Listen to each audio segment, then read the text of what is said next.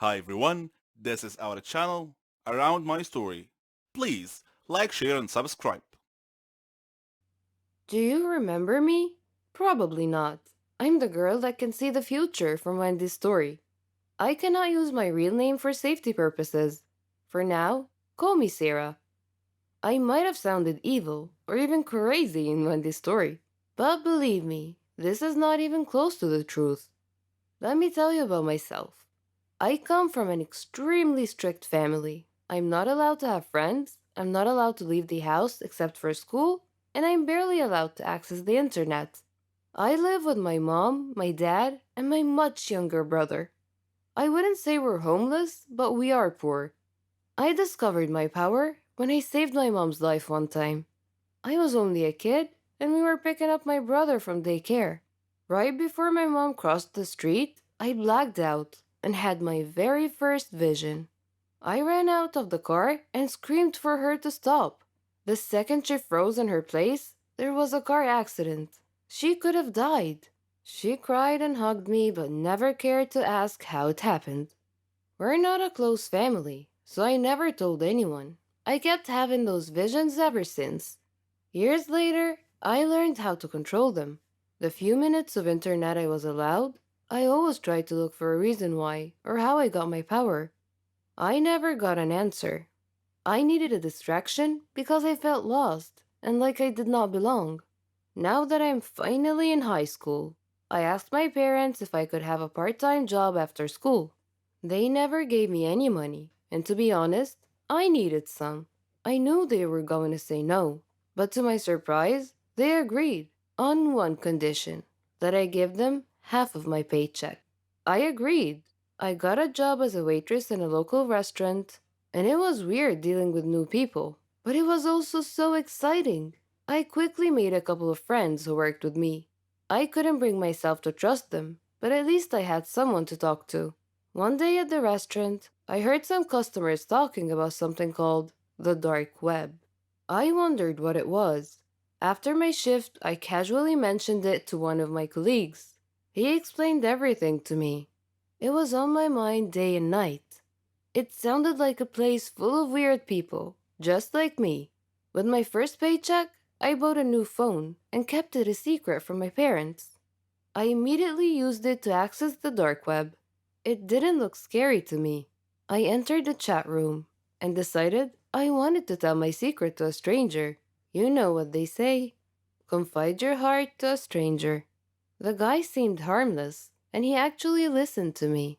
Next day, I found an email from an unknown address. It was a picture of my house. I got so scared, and I turned off my phone. I went to school, and when I came back, my phone was turned on. There was another email, and it read, "You're going to help us accomplish a few missions. You'll get your share of the money. Meet me at this address at 11 p.m. tonight.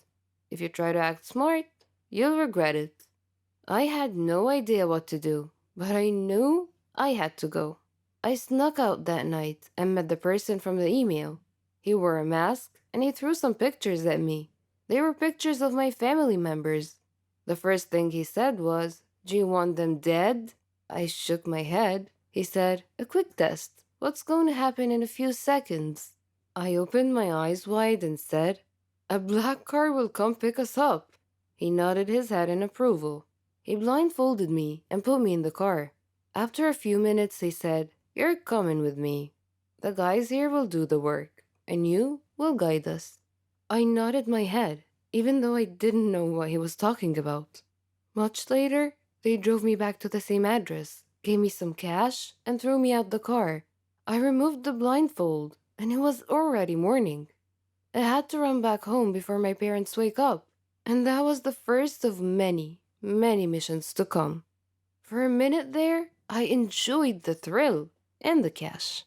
Sometimes it was too much, and sometimes I had to skip school. And of course, I quit my job. I worked for them for what seemed like a year, until what I feared the most happened. The gang I worked for asked me to help them track a person so they can kill him. It was not a matter of choice. It's either I help them or they kill me and my whole family. I tried to ignore the email. However, an hour later, a server appeared on my phone. It was titled, "We See You," and it was full of pictures from inside my house. 30 seconds later, the page dropped and disappeared. I can't even tell the police. I can't do anything. That is when it occurred to me that the only untraceable person in the whole world is Wendy. Next day at school, I looked all around for her. I finally ran into her in the bathroom. I couldn't utter a word. I only had one hope, that she would hear my thoughts. I focused as hard as I can to think loud and clear. Wendy was fixing her lipstick in the mirror, and after a few minutes, she dropped her lipstick and looked at me. I begged her inside my head to keep her mouth shut. She blinked twice and left. The mission is happening in 24 hours. What if Wendy can't help? I didn't get a second of sleep that night.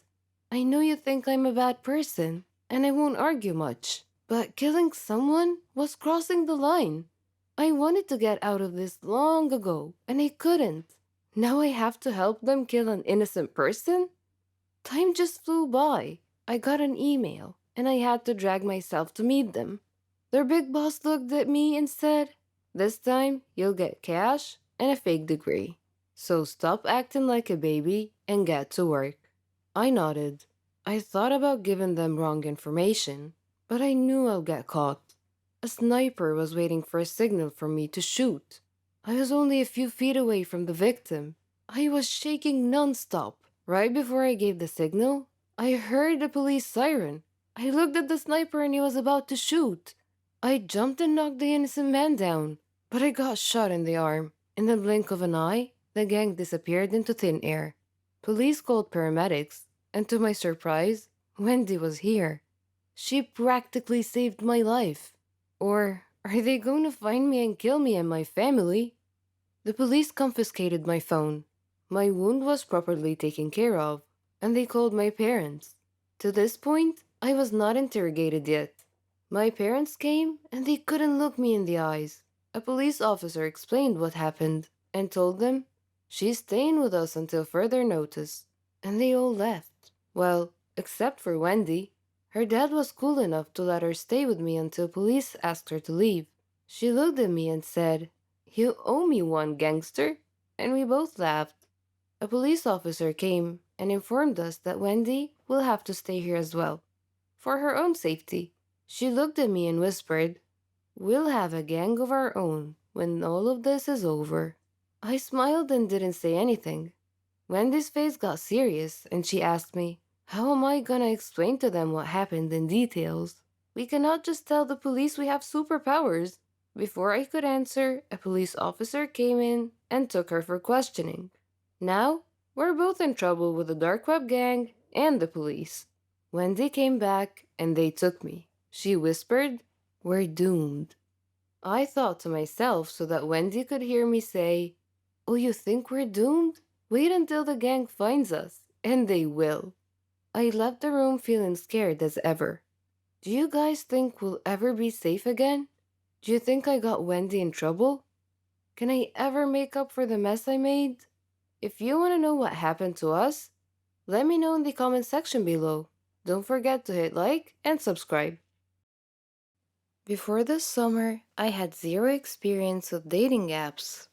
Tinder wasn't even released until 2 years after my long-term relationship ended. During 7 years of my relationship, I had played around on my friends' apps, but never swiped left or right. Finding myself suddenly single at the beginning of the summer and in desperate need of distraction, I dove headfirst into the pool of online dating. I started with Tinder because my town is too small for anything else, and my cold dead heart wanted casual dates and nothing serious. And that's the whole purpose of Tinder. Tinder met most of my expectations. I went on a handful of dates, met some cool guys, and some not so cool guys. I even hung out with a few truly interesting people, like a radio DJ who runs a wedding business on the side. What I did not expect from Tinder, however, was how most of these interactions started to make me feel good about myself. I mean, really good about myself. Like every woman in the world, I've never been happy with my body. At a size 10, I'm labeled plus size, and I've worn glasses on and off throughout my whole life. When I'm out with my girlfriends, I'm never the girl who is hit on, flirted with, or even picked up. Ever since I hit puberty and became aware of attractive versus unattractive, I've thought of myself as filling the role of the fat friend who just sits back and smiles.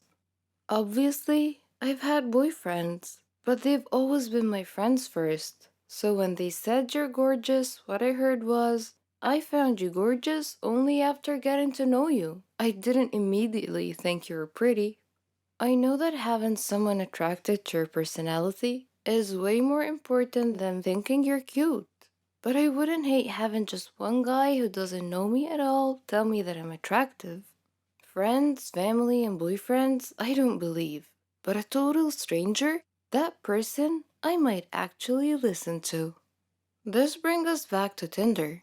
One of my first nights using the app, a friend and I sat on my back deck and decided who to swipe left and right on.